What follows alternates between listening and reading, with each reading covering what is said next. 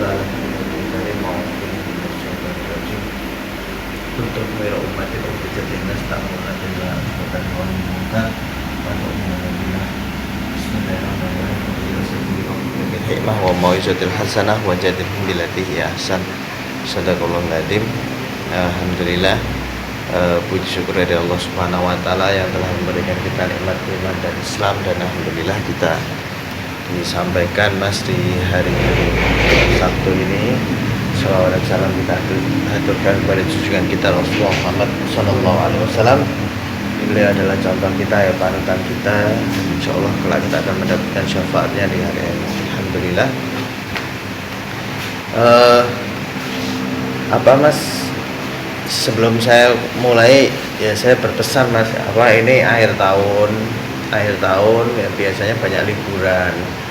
Kantor saya juga libur total itu ya sekitar 10 hari nanti mulai tanggal akhir-akhir ini.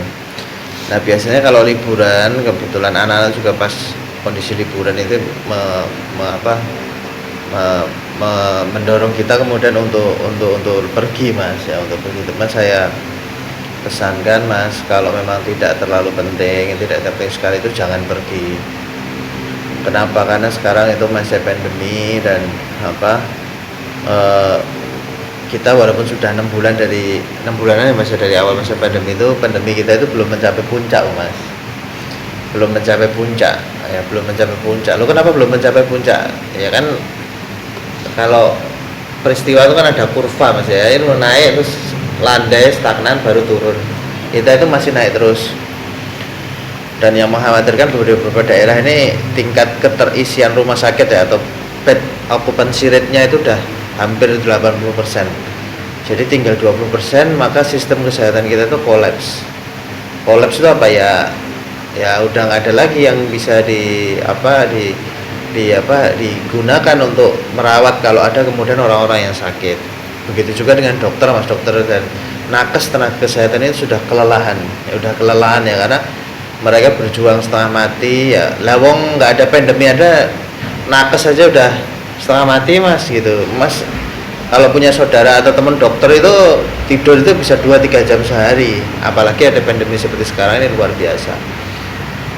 Nah, apa kemudian yang bisa menghentikan pandemi? Sebetulnya gampang Mas, bisa menghentikan pandemi. Ya mobilitas intinya. Bagaimana kemudian menghentikan atau mengurangi mobilitas? Ketika orang itu masih mobile, ya masih pergi-pergi, ya masih ada kerumunan, keramaian, kantor dan lain-lain, ya maka pandemi ini tidak akan segera berakhir. Nah hari ini kemudian kita akan bicara tentang masalah dakwah Mas, tentang masalah dakwah. Jadi kita ini hari ini sharing aja. Mas, saya itu ini kan ada mungkin nih adiknya Mas Didi belum tahu saya kan.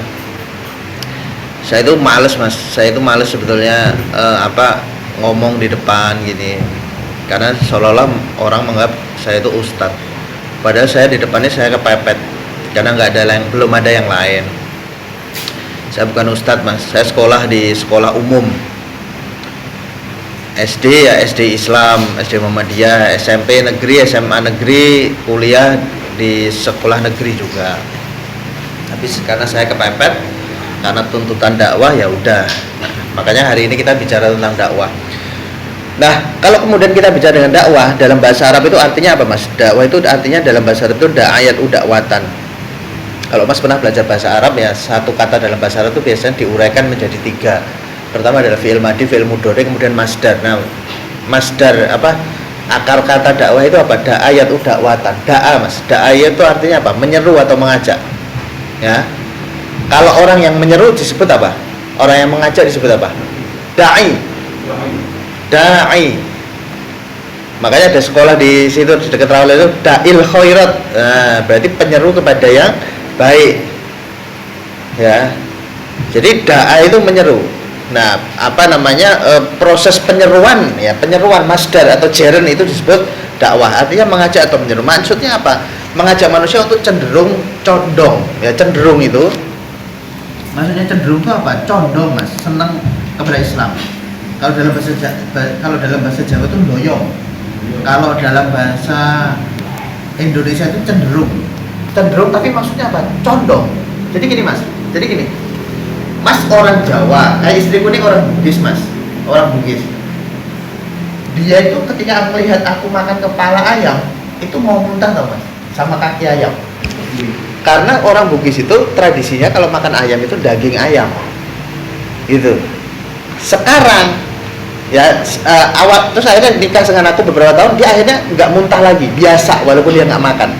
Itu yang dinamakan cenderung, ya, cenderung, condong. Awalnya enggak, awalnya ke kiri banget, sekarang udah mulai nengah.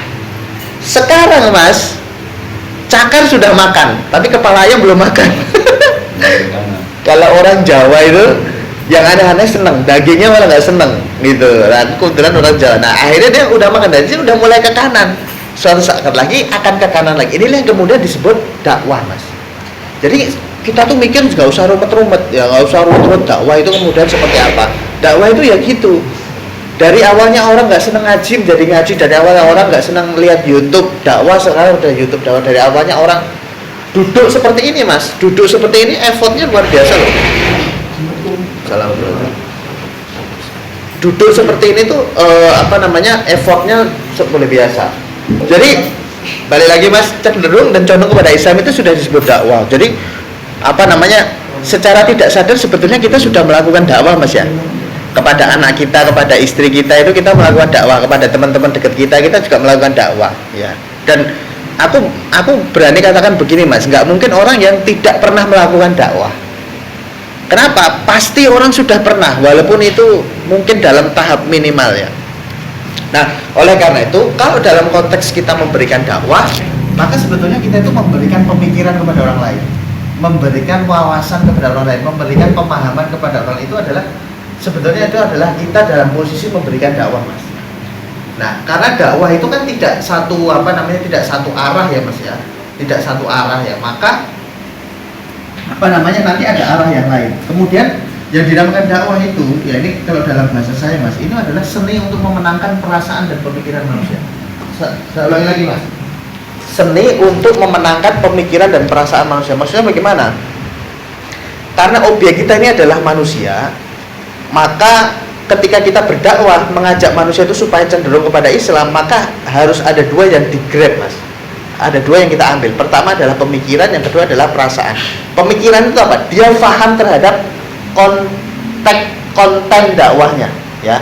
Secara pemikiran itu apa? Dia paham terhadap konten dakwah.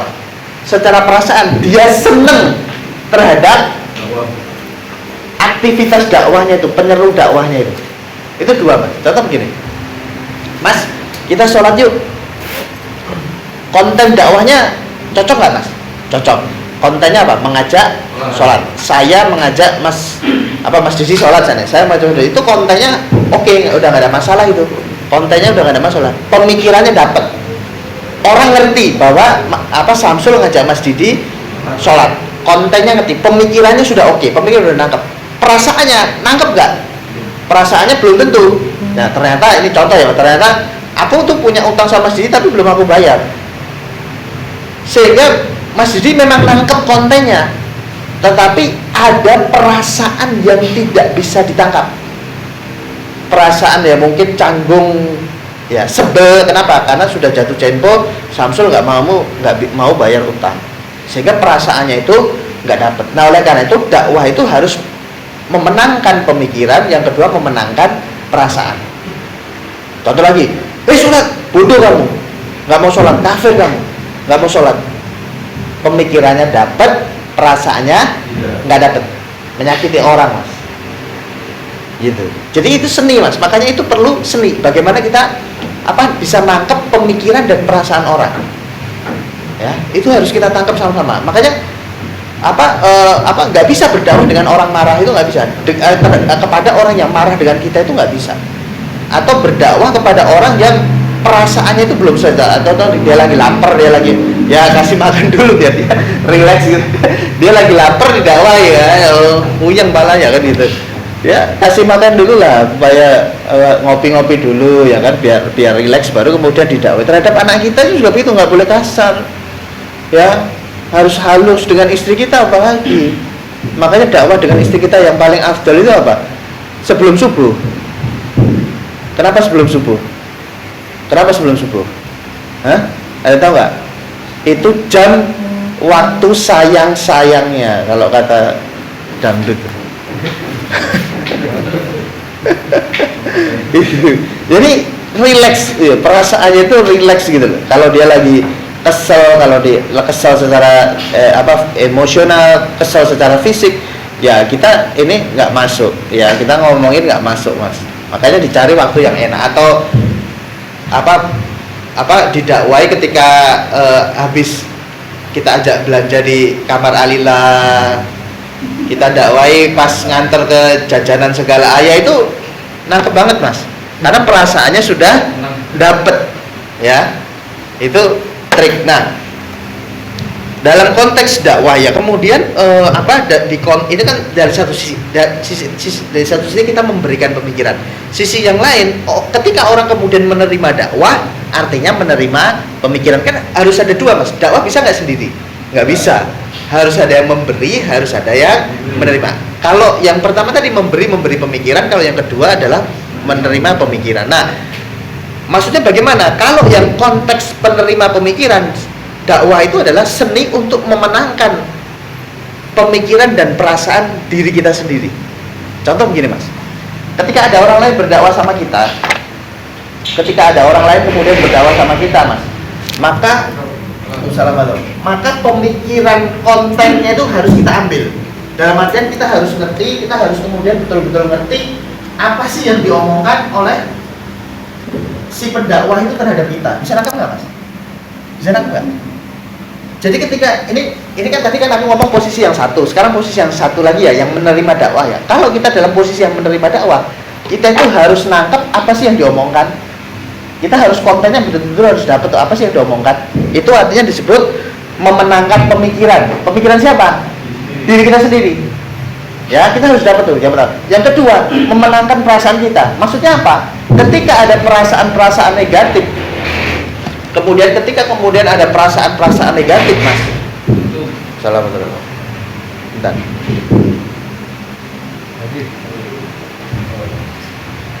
Nah, kemudian ketika maju dong mas, maju sini, biar nggak rapat. Ketika kemudian ada ketika kemudian ada perasaan negatif di dalam dakwah, maka kemudian itu harus kita hilangkan. Karena yang penting di dalam dakwah itu adalah pemikirannya. Dalam konteks kita menerima dakwah. Bisa ditangkap nggak mas? Hah?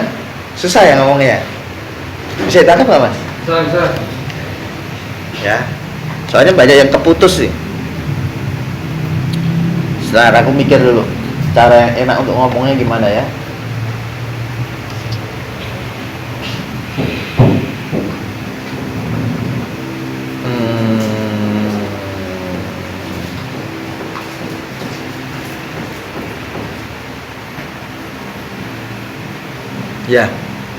Ya itu tadi aku belum nemu cara ngomong yang lebih enak lagi mas.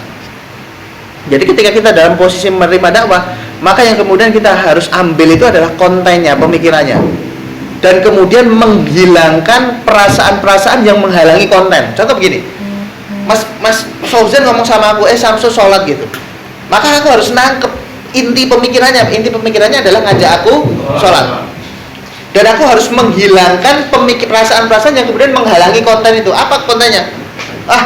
Mas Fauzan mah belum tentu sholat jemaah, juga belum tentu sholat fardu. Itu harus aku hilangkan, buangkan. Dalam konteks kita adalah penerima dakwah, ya. Kalau dalam konteks kita yang memberikan dakwah, beda lagi. Makanya harus ada dua, mas. Ya, bisa paham ya, insya Allah ya, mas ya. Harus bisa paham ya. Makanya tidak bisa sendiri, mas. Nah, jadi dalam konteks dakwah yaitu ada dua, mas. Bagaimana Mas Miftah maju aja, mas, biar agak ini sini biar kayak sholat itu.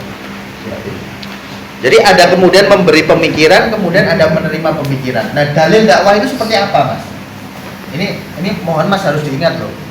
Jadi yang dimasukkan dakwah itu ada yang dalam konteks memberi pemikiran. Kalau kita memberi pemikiran, harus memenangkan pemikiran objek dakwah kita, memenangkan perasaan objek dakwah kita, ya. Kalau dalam konteks menerima pemikiran, kita harus memenangkan pemikiran diri kita sendiri, menghilangkan perasaan negatif diri kita sendiri, ya. Ini makanya harus melihatnya dari dua sisi. Jadi dari sisi Mas berdakwah, Mas harus betul-betul menjelaskan secara rinci nih, sehingga objek dakwah Mas ngerti. Yang kedua, tidak boleh sama sekali kemudian menyinggung perasaan atau yang membuat orang itu kemudian tertutup dari pemikiran itu. Ya, itu nomor dua. Kalau dalam konteks kita memberi pemikiran atau memberikan dakwah. Dalam konteks kita menerima dakwah, kita harus kemudian menangkap pesan apa sih konteks pemikirannya itu. Yang kedua, menghilangkan perasaan yang kemudian menutupi pemikiran itu. Ya, ini bahasanya agak susah, tapi moga-moga dipahami Mas. Jadi nggak boleh kita menerima dakwah, dia ngajak sholat, dia mah juga nggak sholat, itu salah nggak Mas? Salah. Karena kontennya betul. Pemikiran kita nggak usah digubris, harusnya kita hilangkan. Kalau kita dalam posisi memberikan dakwah, kita nyinggung orang, betul nggak? Salah. Gitu ya. Ya sama, makanya ada dua sisi Mas. Kalau ada orang yang ngutang, ya dia kewajibannya harus bayar utang tepat waktu. Kemudian ketika belum bisa bayar, ya ngomong, sorry bro, aku bisa bayar, itu yang ngutang. Yang menghutangi, kewajibannya ya menghutangi. Kewajibannya juga kemudian kalau tidak bisa memberikan tangguh, dan pahala orang memberikan tangguh itu satu harinya sama dengan menghutangi nilai yang sama Mas. Kemudian kalau bisa kemudian memberikan ridho atau keikhlasan, itu kewajiban orang yang menghutangi, bukan kewajiban orang yang utang. Contoh nih, aku ngutang nih sama Mas Fauzan, aku ngutang ya Mas ya 1 juta, oke. Mas Fauzan lagi, Samsul mana uang 1 juta? Loh, kamu gimana sih, kamu kayak orang nggak ngaji aja. Kan kamu harusnya memberikan keringanan. Itu salah menempatkan posisi Mas. Jadi aku yang berhutang tapi menempatkan posisiku sebagai yang menghutangi. Ya, sama seperti dakwah Mas ya. Saya tangkap ya Mas ya. Ini agak susah Mas, tapi ya. Nah ini masih panjang, bukan nyampe ya. Nah dalil dakwah itu apa Mas? Dalil dakwah banyak Mas. Auzubillahi minasyaitonirrajim. Bismillahirrahmanirrahim. Kuntum khaira ummatin ukhrijat linnasi ta'muruna bil ma'ruf wa tanhauna 'anil munkar wa tu'minuna billah. Kuntum khair umat, kalian itu adalah umat yang terbaik. Khair ukhrijat, yang kemudian diturunkan linnas kepada manusia, ta'muruna bil ma'ruf, untuk mengajak kepada yang ma'ruf, wa tanhauna 'anil munkar, dan untuk mencegah kepada kemungkaran, wa tu'minuna billah, dan kemudian beriman kepada Allah. Ini ada dalil dakwah. Jadi orang yang kemudian berdakwah ini disebut Allah, orang yang berdakwah ini disebut Allah adalah khairu ummah atau umat yang terbaik. Ya. Kul hadhihi sabili ila sabili ud'u ila Allah ala basiratin ana wa man ittaba'ani wa subhanallahi wa ma ana minal musyrikin. Kul, maka katakanlah, hadhihi sabili, ini adalah jalanku, ad'u ila Allah, dan kemudian orang-orang yang mengikuti kepada Allah, ala basiratin, atas argumentasi, ana wa man ittaba'ani, saya dan kemudian orang-orang yang mengikutiku, wa subhanallah, dan kemudian maha suci Allah, wa ma ana minal musyrikin, dan aku bukanlah merupakan bagian dari orang-orang yang musyrik. Ya, ini adalah dalil kemudian dakwah. Oh ini kurang hamzahnya. Maaf, kurang hamzah ini masih depannya. Ud'u ila sabili rabbika bil hikmah wa mau'izatil hasanah wajadilhum billati hiya ahsan inna rabbaka huwa a'lamu biman dhalla an sabili wa huwa a'lamu bil muhtadin. Ud'u ila sabili, maka serulah kepada jalan Tuhanmu, kepada jalan Rabbika bil hikmah, Tuhanmu dengan cara yang hikmah. Hikmah itu apa Mas?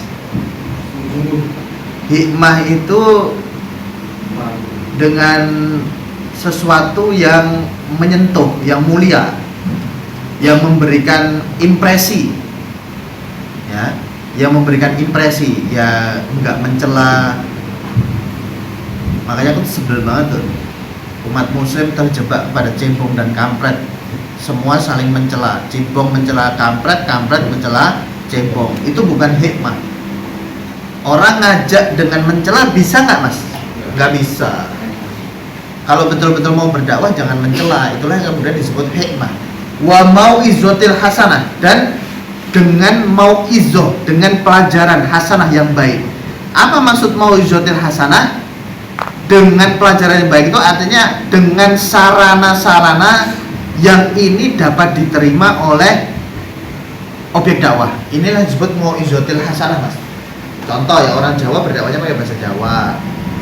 Ustaz Salim Villa ya berdakwahnya orang Jawa ya, dia lekat dengan budaya Jawa. Ustaz Hanan Ataki dekat anak muda ya dengan bahasa anak muda. Bahasa anak muda itu disebut mau'izotil hasanah, dengan pelajaran yang baik. Kalau kata Mas Husain Asadi, mau'izotil hasanah itu disebut local wisdom. Jadi Wali Songo pakai wayang itu mau'izotil hasanah. Ya, mau'izotil hasanah mas. Wajadilhum billati hi ahsan. Kalau kemudian terpaksa berdebat, maka berdebatlah dengan cara yang lebih baik, ahsan. Inna rabbaka huwa a'lamu biman dhalla, maka sesungguhnya Tuhan kamu mengetahui terhadap orang-orang yang sesat, dhalla, ansabilih dari jalannya, wa huwa, dan Tuhan kamu a'lamu bil muhtadin, mengetahui orang-orang yang mendapatkan petunjuk atau huda.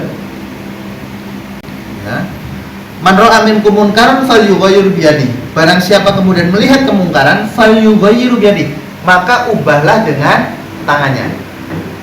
Ubahlah dengan tangannya. Kenapa diubah dengan tangannya?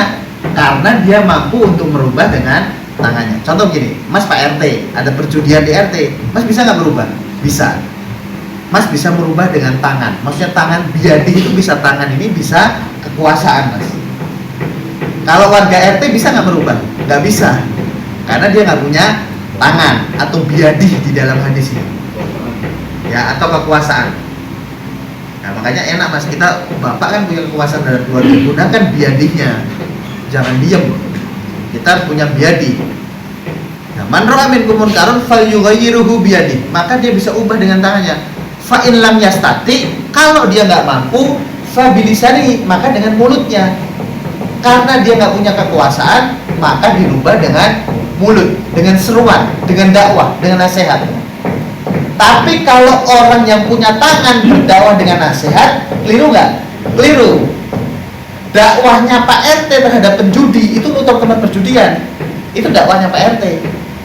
Dakwahnya warga RT itu memberikan nasihat terhadap pelaku judi, terhadap Pak RT. Saya tahu nggak mas? Jadi semua ada porsinya. Maka dalam konteks hal ini mas, kita berbeda pendapat dengan FPI. Kita bukan musuh dengan FPI, kita berteman, berukhuwah, ya. Tetapi kita menganggap bahwa yang melakukan tindakan yang sifatnya eksekutif, eksekusi maksudnya, itu bukan masyarakat sipil, tapi harusnya aparat. Ya contoh gini, kita nggak bawa SIM, yang boleh nilang siapa? Polisi. Kalau teman kita nilang boleh nggak? Enggak. Kenapa? Karena dia nggak punya wewenang, gitu aja mas. Ya, anak kita maling boleh nggak kita penjara? Ya nggak boleh, karena kita nggak punya wewenang. Punya wewenang adalah polisi. Kalau polisinya nggak mau gimana? Ya harus didakwai negara dan polisinya. Fa'ilam yastati, apabila nggak mampu dengan lisannya, fabiqolbihi, maka dengan hatinya. Maksud hati apa? Menolak mas. Menolak itu terlihat dari raut muka, terlihat dari intonasi, itu menolak. Makanya kalau kita nggak punya kekuasaan, ya takut ngomong dengan lisan, ya paling nggak kita menolak mas. Tapi jangan mas nggak menolak. Kasian mas, nanti nggak punya iman mas. Kenapa? Wadzalika at'aful iman. Karena itu sesungguhnya selemah-lemah iman. Iman yang paling dhaif itu nggak senang terhadap keburukan, terhadap kemungkaran. Kita harus nggak senang, itu udah modal iman yang paling kecil. Ya. Nah, oleh karena itu urgensi dakwah itu apa? Kenapa sih kita harus berdakwah? Pertama adalah kewajiban kepada Allah. Dakwah itu kewajiban. Udah titik. sama seperti kewajiban kita sholat, kewajiban kita zakat, kewajiban kita lain-lain itu ada kewajiban. Nah, kewajiban itu harus dilakukan. Sama kan seperti sholat. Kita bisa jadi sholat nggak kaya mas, tetapi kita tetap sholat. Kita duha mas, walaupun duha itu tidak membuat kita kaya, tapi tetap kita duha. Jadi salah mas orang yang menganggap bahwa kenapa kita melakukan ibadah, karena ibadah itu bisa membuat kemakmuran, kekayaan, kesehatan, kebaikan. Bukan, salah. Ibadah itu kita lakukan untuk mengharapkan ridha Allah yang bentuknya adalah pahala. Nah, jadi dakwah itu adalah kewajiban dari Allah. Yang kedua, dakwah itu adalah kasih sayang terhadap sesama. Jadi gini mas, kita itu punya yang di dalam diri kita disebut ghorizatun nau atau naluri melestarikan keturunan. Intinya apa? Kita itu pasti senang terhadap manusia lain. Itu sudah alami. Dan kita pasti sayang terhadap manusia lain. Kita senang kalau orang lain itu senang, dan kita susah kalau orang lain susah. Itu naluri dasar manusia mas. Naluri dasar manusia. Contoh, mas punya istri, senang nggak? Senang, ya kan? Mas punya anak, senang nggak? Senang. Mas punya temen yang menikah, senang nggak? Senang.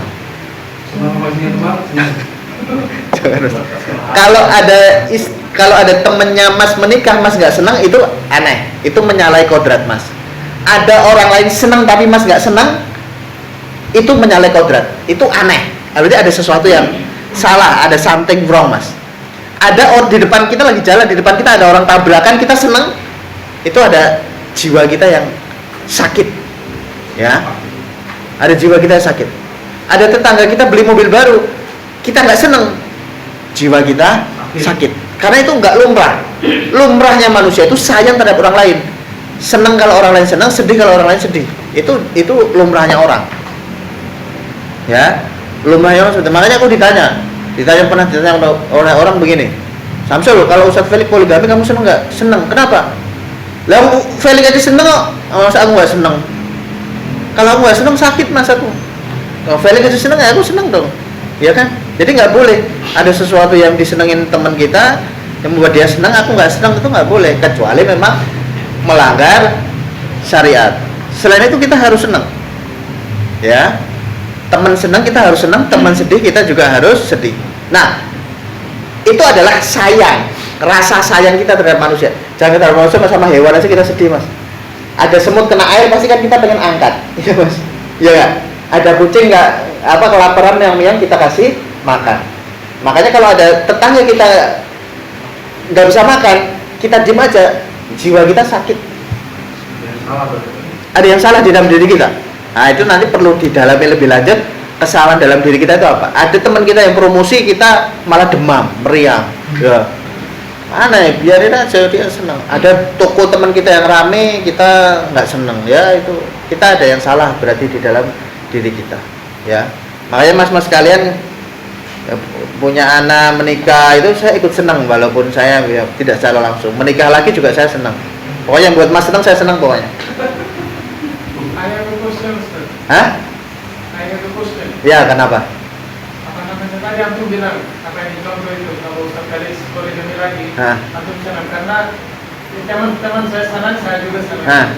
Tapi contoh, kalau Ustaz Felix nikah lagi poligami, istri Ustaz Felix tidak senang, anak-anaknya tidak senang. Jadi kenapa antum hanya cuma peduli sama temannya, dan yang lain banyak yang sedih gitu. Jadi apakah itu bukan selfishness kayak gitu? Yeah. Teman saya senang, cukup itu, saya tidak Ya. Makanya kan tadi saya bilang begini, asalkan tidak menentang syariah. Poligami itu kan tidak menentang syariah, kenapa orang nggak senang? Itu salah mas, itu salah. Makanya kita harus introspeksi diri ketika ada orang melaksanakan syariat kita nggak senang, itu salah. Kalau kata Ustaz saya itu poligami itu seperti makan kerupuk. Poligami itu hukumnya dalam Islam apa mas? Hah? Hukumnya dalam Islam apa? Hah? Mas tahu nggak? Mubah itu mau poligami boleh, mau tidak poligami juga boleh. Jadi hukumnya saya tuh dalam Islam sama seperti makan kerupuk. Mubah aja apa? Iya, seperti makan kerupuk. Orang teman kita mau makan kerupuk, ya silahkan, nggak usah dilarang-larang. Teman kita nggak mau makan kerupuk, ya nggak usah disuruh-suruh. namanya aja mubah. Ya. Jadi kalau ada teman kita makan kerupuk, masa saya harus ngelarang atau saya nggak senang, ya terserah dia, biarin aja. Cuman kalau ada teman kita yang nggak mau makan kerupuk, ya jangan disuruh-suruh. Kamu makan kerupuk dong, diprovokasi supaya makan kerupuk. Makanya saya nggak senang ada teman kita yang nggak pengen poligami diprovokasi sama teman-teman kita. Nah, suruh makan kerupuk ya jangan. Ya seperti sekali kerupuk itu. Itu, nah makanya itu kaji balik lagi pada syariah tadi. Itu kita nggak boleh nggak suka terhadap syariah yang kemudian berlaku, itu tidak boleh. Termasuk di dalamnya ada poligami. Ya kita harus meridhoi. Ya. Kebetulan saya konteks laki-laki. Kalau makanya terhadap istri-istri kita itu ya harus begitu juga. Tidak boleh menganggap syariah itu adalah sebagai sesuatu yang buruk sehingga kita itu kemudian tidak senang. Gitu. Ya jadi kalau istrinya tidak senang, ya itu urusan yang bersangkutan, bukan urusan saya, Mas. Kalau saya kan tidak ada kaitannya dengan itu. Bisa dimengerti ya Mas ya, kira-kira ya.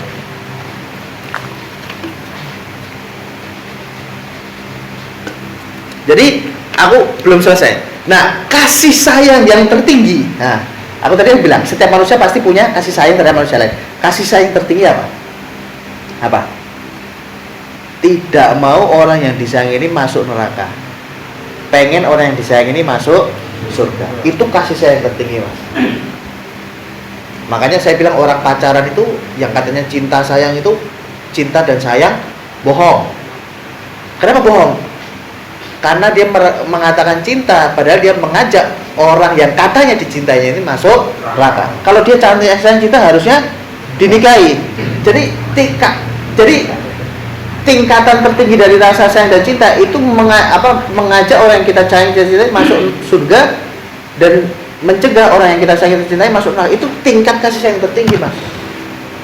Jadi kalau ada teman yang kemudian mengajak kita kebaikan, itu adalah teman kita yang betul-betul cinta dan sayang kepada kita. Bukan ngajak karaoke, bukan ngajak biliar, bukan ngajak nongkrong-nongkrong, itu belum tentu sayang. Makanya kalau kata orang Jawa itu, kamu ini sayang dan cinta itu ada isinya apa enggak sih? Ya, ada isinya enggak sih?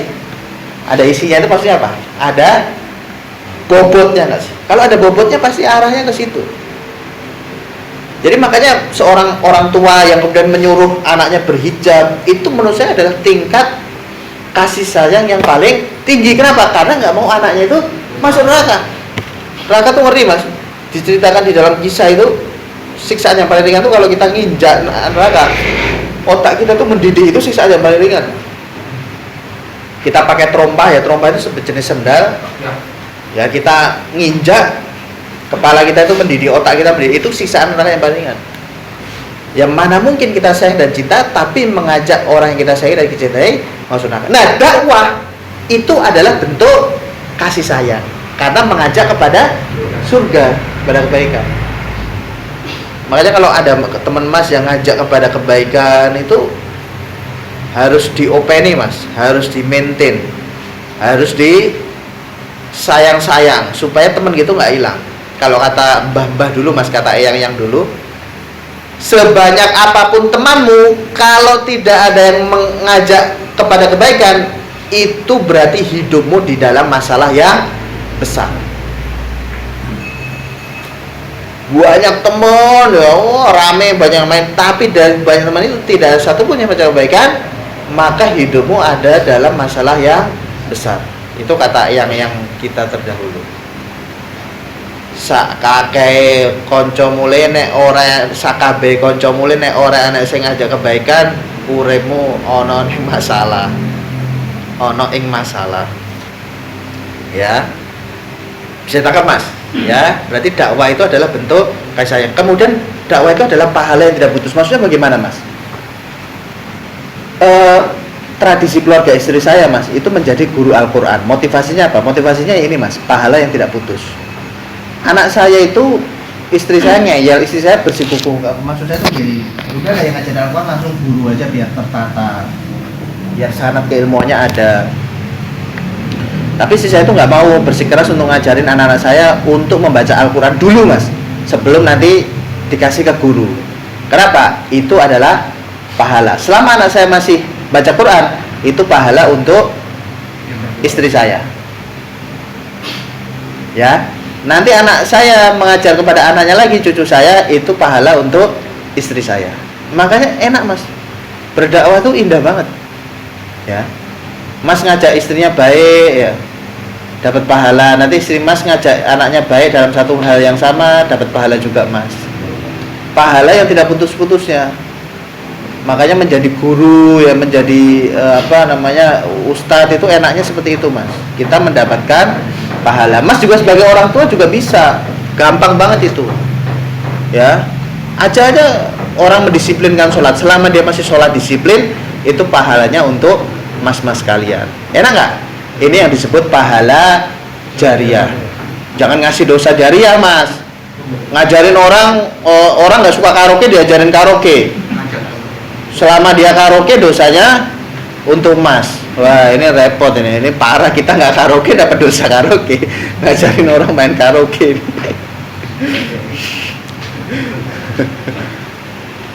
Yang ngajarin orang itu yang bagus lah. Ya makanya saya juga kadang-kadang tuh males mas ngisi tentang apa keluarga sakinah atau poligami. Ngajarin nggak pernah ada yang mau untuk praktek ya, percuma ya ngajarin. Nggak usah sekalian lah. Nah, jadi enak banget mas. Ini adalah urgensi dakwah. Jadi pahala tiada putus. Makanya harus nggak usah kita mulu-mulu harus ngajarin apa-apa ya, sebisa kita lah. Yang apa kita bisa, yang penting orang itu cenderung kepada Islam. Yang keempat apa? Wasilah datangnya petunjuk Allah itu lebih baik dari dunia dan seisinya. Jadi ketika kita menghantarkan atau mendeliver wahyu, mendeliver Al-Quran kepada orang, dan orang itu kemudian mau, ya, maka itu adalah lebih baik dari dunia dan seisinya. Ini saya nukilkan beberapa kitab mas. Ini nanti penting ya untuk dicatat ya. Ya. Fawallahi, maka demi Allah, la ayyadiyallah, maka kemudian seandainya ada kemudian yahdiyallah, orang yang mendapatkan huda Allah atau petunjuk Allah, bika, yang ini dari kamu, rojulan, orang laki-laki, khairun laka minal, maka itu lebih baik laka bagi kamu, min ayyakuna laka hamrun na'am, ya, maka itu lebih baik bagimu dari hamrun na'am. Artinya apa? Humrun na'am artinya apa? Ahmar itu apa? Merah. Na'am apa? Iya. Unta atau ternak. Jadi gini mas, di dalam istilah Arab atau kosakata Arab, sesuatu yang paling dihargai dalam kehidupan itu unta merah. Nah itu nanti kalau mas ke Arab, kalau ada orang-orang, kalau sekarang yang dihargai di dalam masyarakat Indonesia ya mungkin Ferrari atau apalah gitu. Kacupang parah. Koi. Nah ini disebut unta merah. Jadi kalau kita menghantarkan petunjuk kepada satu orang dan orang itu mau mengambil petunjuknya, maka itu lebih baik daripada unta merah. Itu udah bagi kita dunia dan seisinya. Maka itu harus menjadi motivasi pada kita mas, untuk kemudian kita itu berlomba-lomba untuk menghantarkan petunjuk atau hidayah dari Allah Subhanahu. Hidayah itu artinya apa? Dari kata apa hidayah? Hidayah itu jeren mas, masdar dari kata huda, artinya petunjuk. Huda hadi itu sama petunjuk. Huda yahdi hidayatan, artinya petunjuk. Jadi kalau orang mendapatkan hidayah itu adalah mendapatkan petunjuk. Ya. Kemudian qala Rasulullah sallallahu alaihi wasallam, ya Ali, li ayyahdiyallahu ala yadaika rajulan khairul laka mimma tala'at alaihis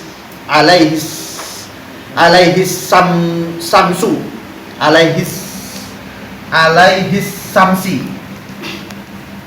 Qala Rasulullah SAW, maka kemudian berkata Rasulullah SAW, ya Ali, wahai Ali, li ayah di Allah, seandainya Allah memberikan hidayah ala yadaika, atas kedua tanganmu atau melalui perantaran kedua tanganmu, rojulan, seorang laki-laki, khairun laka, maka itu lebih baik bagi engkau, mimma tola'at alaihis samsi, maka itu lebih baik daripada apa yang kemudian terbit di atasnya itu apa? Samsi apa?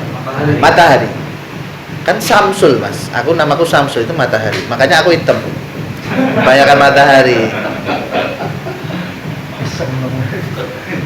Iya, As-Sams itu matahari, Mas. Iya. Nah, jadi ini lebih enak artinya, Mas ya. Wahai Ali, sungguh kalau seandainya Allah SWT berbeda pada seorang laki-laki melalui engkau, itu lebih baik bagimu dibanding apa-apa yang matahari terbit. Dan maksudnya lebih baik dari apa-apa dunia dan seisinya. Karena matahari itu terbit menyinari dunia dan seisinya. Mas bayangin loh, kita hidup nyari duit, nyari recehan, kadang-kadang saya nyari recehan dan duit, lebih baik kita berdakwah. Kalau ada orang yang kemudian menetapi petunjuk, itu lebih baik daripada dunia dan seisinya.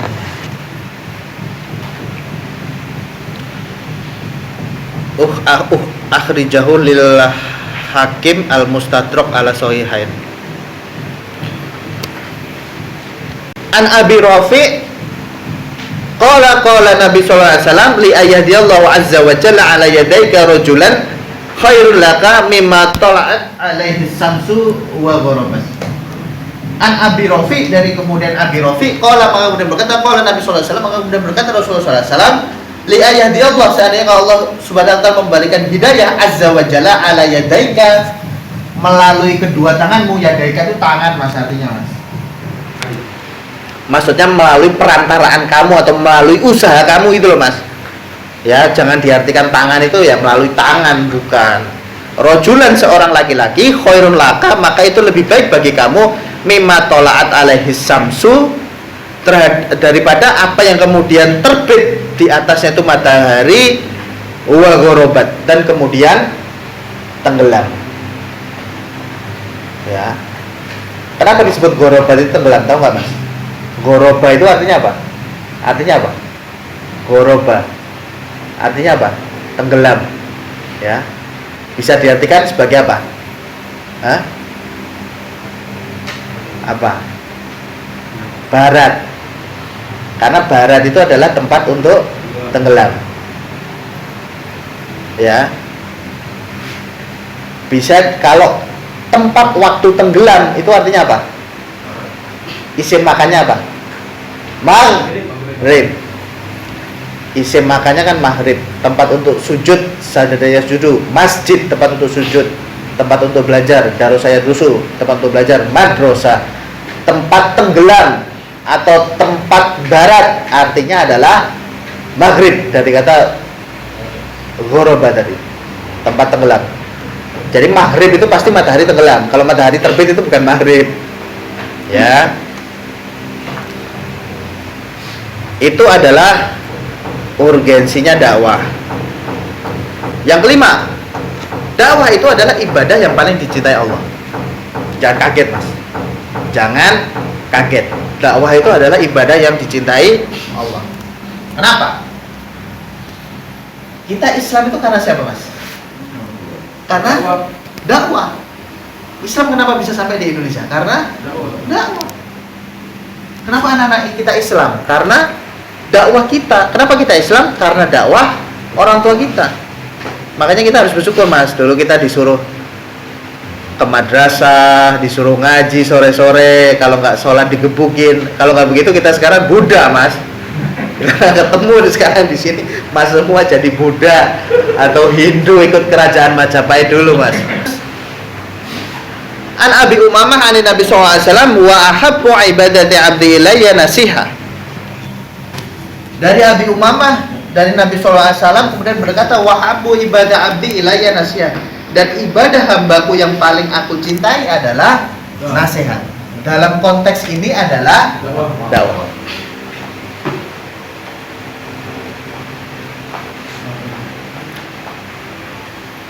Qala Khatabi an-nasihah kul al-nasihatu kalimatun yu'abbaru biha an jumlatin hiya iradatu khairi lil mansuhi lahu.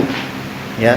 Qala Khatabi, maka kemudian berkhatabi, an-nasihah, nasihat itu, al-kalimah itu adalah kalimah atau perkataan, yu'abbaru biha, yang kemudian diungkapkan terhadap kalimat itu, an jumlatin, terhadap suatu jumlah, irodatu, yang kemudian ada keinginan atau apa, iroda itu apa ya, kehendak, al khairi, terhadap suatu kebaikan, lil mansuhu lahu, terhadap orang-orang yang kemudian diberikan nasihat.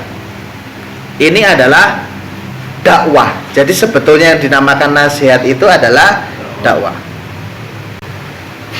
A'udzubillahi minasyaitonirrajim. Bismillahirrahmanirrahim. Wa man ahsanu qawlan mimman da'a ila Allah wa 'amila sholihan wa qala innani minal muslimin. Wa man ahsanu, dan siapakah yang lebih baik qaulan, perkataannya, mimman da'a ila Allah, terhadap orang-orang yang dakwah kepada Allah, wa 'amila sholihan, dan kemudian beramal soleh, wa qala, dan kemudian berkata innani minal muslimin, sesungguhnya saya itu merupakan bagian dari orang-orang muslim. Ya. Jadi dakwah itu adalah pahala yang paling ibadah yang paling dicintai Allah Subhanahu wa taala. Yang terakhir mendapatkan pahala ziarah. Ini saya cepetin ya, Mas, waktunya udah enggak ada. Ya. Ini nanti sebetulnya banyak ya pahala-pahala ziarah, Mas. Nanti Mas searching aja di kitab-kitab hadis, Mas. Ya, ini ada di Jami' At-Tirmidzi, ya, tidaklah seorang muslim menjenguk muslim yang lainnya pada pagi hari kecuali akan didoakan oleh 70.000 malaikat hingga sore hari. Jika dia menjenguknya pada sore, maka dia akan didoakan oleh 70.000 malaikat hingga pagi, dan dia akan mendapatkan kebun di surga kelak. Ya, al-harifun fil jannah. Harifun itu artinya kebun. Nah, jadi yang dinamakan menjenguk atau ziarah di dalam bahasa Arab itu bukan yang sakit, Mas. Itu bukan yang sakit, bukan. Yang dimaksudkan ziarah itu mengunjungi. Semua bentuk kunjungan itu adalah ziarah. Makanya saya tuh ngomong, Mas, kalau ada waktu kunjungilah ke teman. Ya, kita kan sering mengunjungi mall, ziarah ke mall, ziarah ke Jawir, bakso Jawir. Itu ziarah. Ziarah itu ternyata mengunjungi. Kadang-kadang orang tuh ngomong ziarah itu apa? Makam atau orang yang enggak, ziarah itu ziarah aja. Iya. Ini adalah menjenguk, Mas. Ziarah. Didoakan oleh 70.000 malaikat. Siapa yang gak senang, Mas? Datangilah teman, Mas, main, ngobrol gimana keadaanmu. Siapa tahu di rumah nggak ada beras, kasih beras. Siapa tahu lagi kesusahan, ngobrol itu obat, Mas. Mungkin sama istrinya takut, ya udah sama temennya.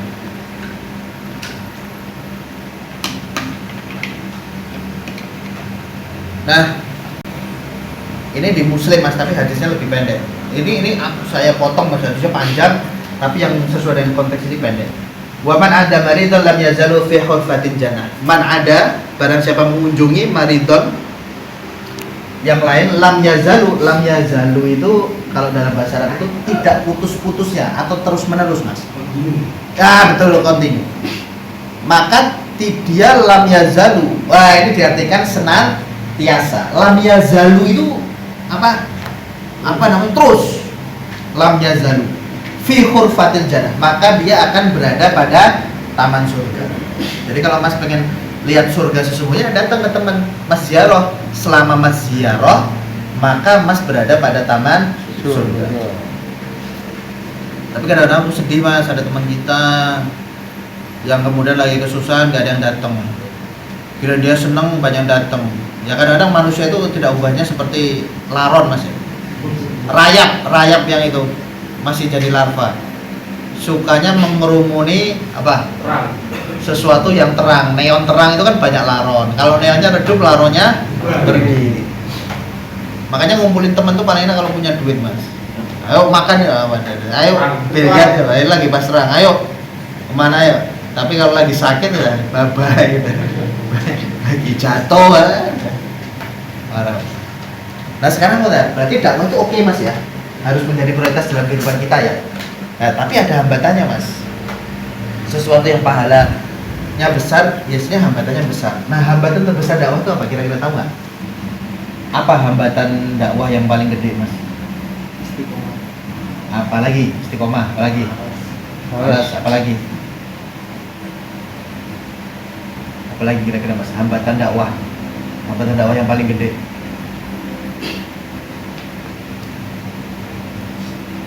Hambatan dakwah yang paling gede itu sebenarnya bukan skill mas, karena dakwah itu tergantung apa skalanya ya. Kalau sama anak kita kan nggak perlu skill mas, sama istri kita juga nggak perlu skill ya kan. Jadi dakwah sama masyarakat itu perlu skill, punya ilmu lah ya.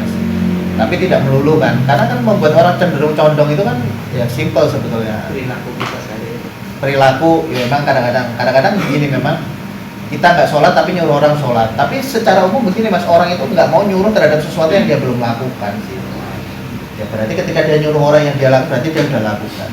Nah sebetulnya menurut saya hambatan yang paling besar itu apa? Hambatan yang terbesar orang ketika berdakwah tidak sabar terhadap akibat berinteraksi atau bergaul dengan sama orang. Itu paling hambatan paling besar. Tidak sabar, nggak sabar. Sama anak kita nggak sabar. Kalau sama anak kita nanti ketika nggak sabar apa? Marah, mukul, nggak sabar. Sama teman kita nggak sabar. Dakwah akhirnya ya udahlah, dia udah saya kasih tahu berkali-kali nggak mau, ya udah biarin aja lah, tinggal lah, nggak sabar. Berdakwah di jemaah seperti di Majelis Taklim, di Majelis Taklim jelek, kurang variasi, inovasi. Saya bikin Majelis Taklim yang baru yang inovatif, nggak sabar, kurang sabar mas, ya kurang sabar. Jadi dakwah itu memang harus betul-betul sabar. Kenapa? Karena memang pahalanya balasannya itu, rewardnya itu abstrak. Biasanya manusia itu males rewardnya abstrak, lebih baik kerja, rewardnya nampak nyata. Akhir bulan ada suara transferan, Suara pindahan. itu yang gajian. Kalau Mas Didi ting-ting-tingnya tiap hari. Bagi listriknya Selesai alami nating cash kan. Fotokopi cash, tiap hari cash terus. Jadi nggak sabar sama orang. Saya heran tuh mas, nggak sabaran tuh sama orang. Berorganisasi, disakitin, merasa disakitin hati ketuanya, nggak sabar. Ya udahlah, saya mengundurkan diri aja. Ya Allah, nggak sabaran orang. Ya, dakwah itu perlu kesabaran. Sabar. Ada dalilnya nggak? Banyak dalilnya mas. Ini saya nukil beberapa aja. Jadi harus sabar. Sama anak kita juga harus sabar mas. Wah, saya itu ngajak anak saya supaya nggak kecanduan handphone, susahnya setengah mati. Ya, saya cuma ngomong satu kata deh, sabar mas. Harus sabar. Emang gampang seperti itu? Enggak. Ini istri saya hobinya nge-mall, ya sabar mas, harus sabar. Kasih treatment lah gimana caranya biar nggak nge-mall terus, tapi harus sabar. Nanti saya kasih teknik-tekniknya mas.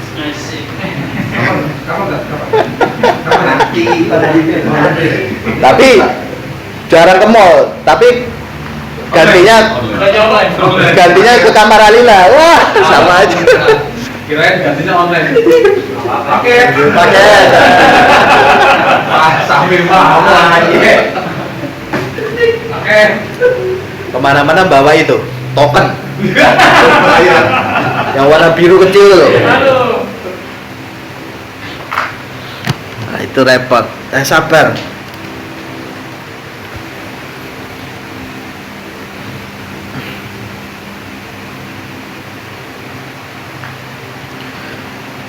Wah, ini ngeri hadisnya mas.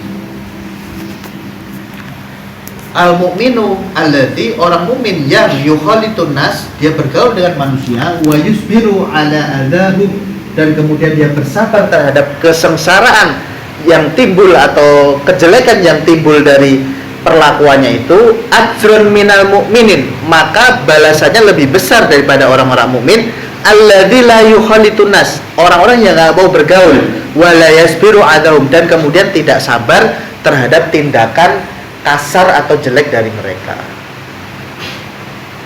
Jadi harus sabar. Bergaul dengan orang itu sabar. Banyak orang itu Mas pinter, banyak orang soleh nggak mau berorganisasi. Kenapa?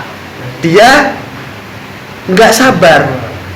Karena di organisasi itu harus ada yang di atas, harus ada yang di tengah, harus ada yang di bawah. Nggak bisa semua di atas terus semuanya.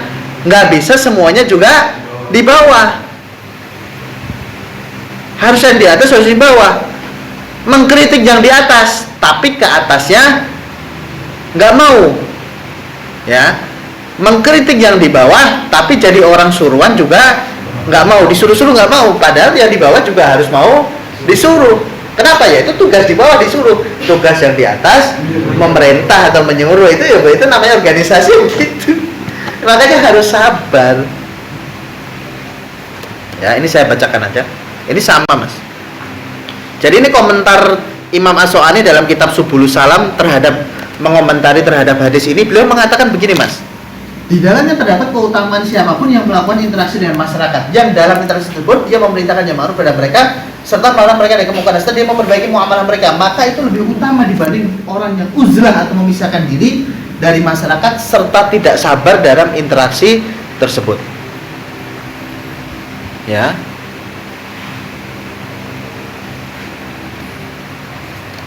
Ini paling bagus Mas. Ini berkata Imam Hafiz Al-Munawi, dari perkata Imam Hafiz Al-Munawi.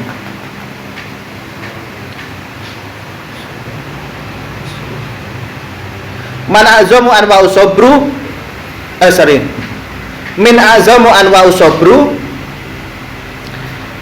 dari agungnya jenis-jenis sabar, as-sabru alal muhalatatin nas, maka sabar atas interaksi dengan manusia, wa tahmilu adzahum, dan kemudian mengemban atau menanggung kesengsaraan. Jadi itu kesabaran yang paling agung. Ya. Kalau sendirian ada kesengsaraan nggak Mas? Nggak ada. Sebetulnya itu paling enak sendiri Mas. Kalau mau ya ngaji sendiri, datang ke satu tempat ngaji terus pulang. Kenapa? Karena dia tidak mungkin disakiti sama orang lain. Kalau dakwah jamaah itu pasti ada yang menyakiti Mas. Qala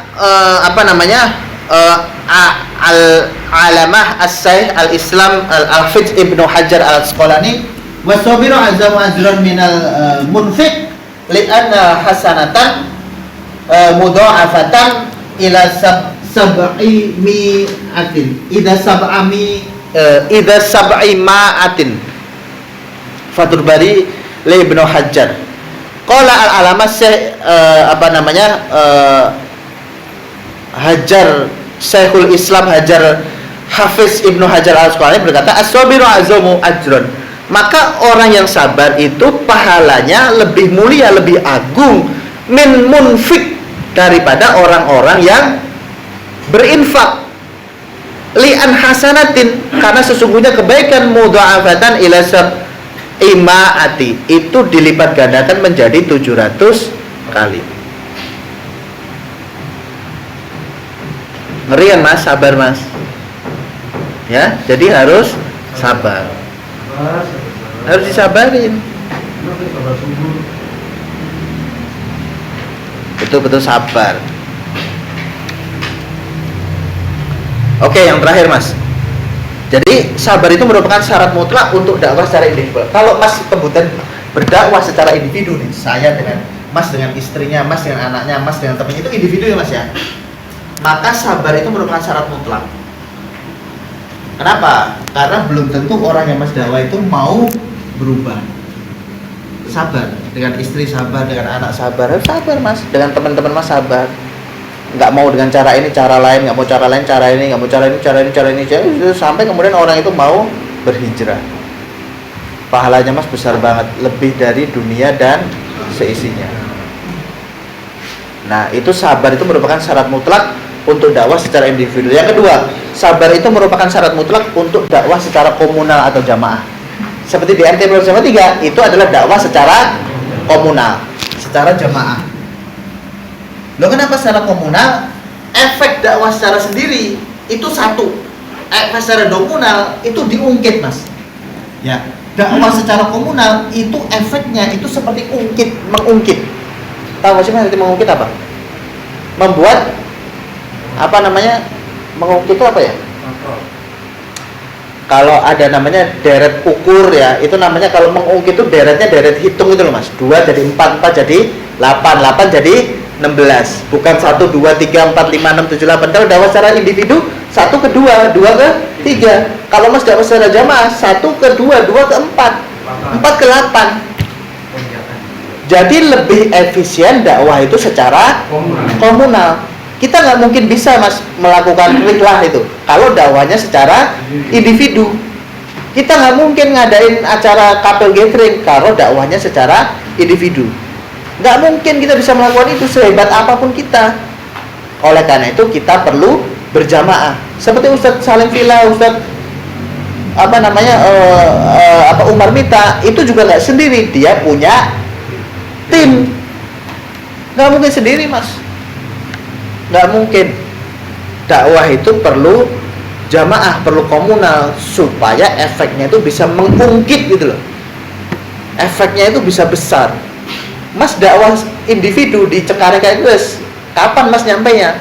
Dengan modal musola segini, insya Allah lebih cepat nyampainya. Tapi harus lebih sabar karena hubungannya dengan orang. Nah yang terakhir, tanpa kesabaran tidak akan ada jamaah dakwah yang kemudian menyeru kepada masyarakat. Jadi saya katakan, kenapa Al-Fatih ada? Karena buah dari kesabaran. Kenapa MT sampai sekarang masih berdiri? Karena buah dari kesabaran. Sabarnya siapa? Semua orang yang ada di MT.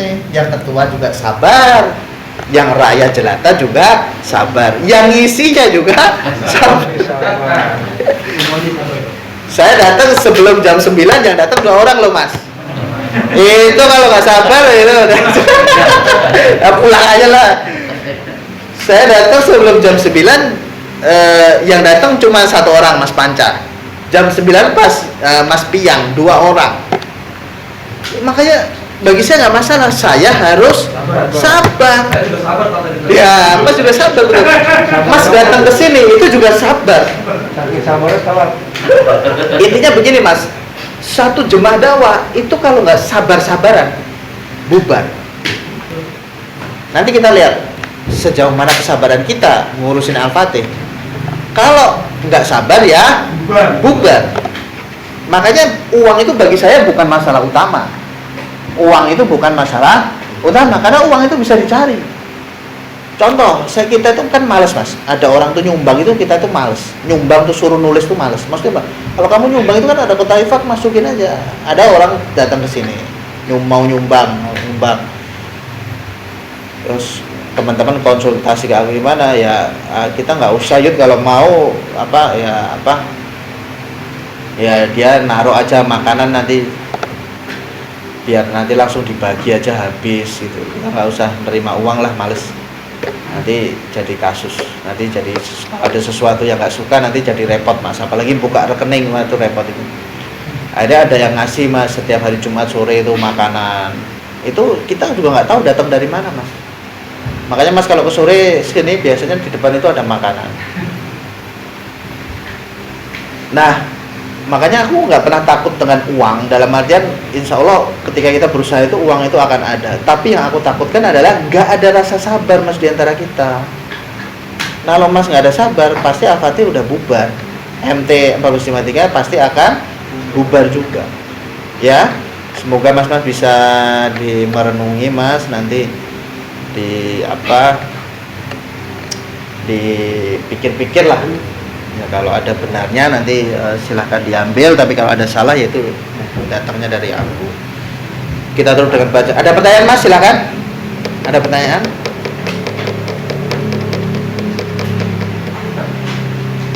Ada pertanyaan mas? Yang sabar ya mas ya.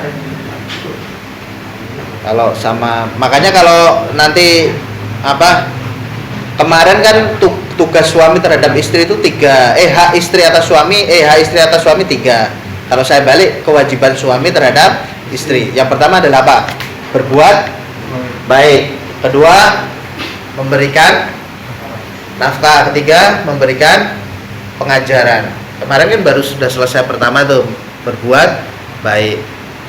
Jabarannya panjang ya, kemarin kita sudah bahas Mas ya. Itu harus direalisasikan Mas dengan sabar. Kasihlah pulang, kalau kita beli soto ya pulang bawa soto lah. Kalau bisa, masa kita makan soto pulang bawa Indomie kan kasihan.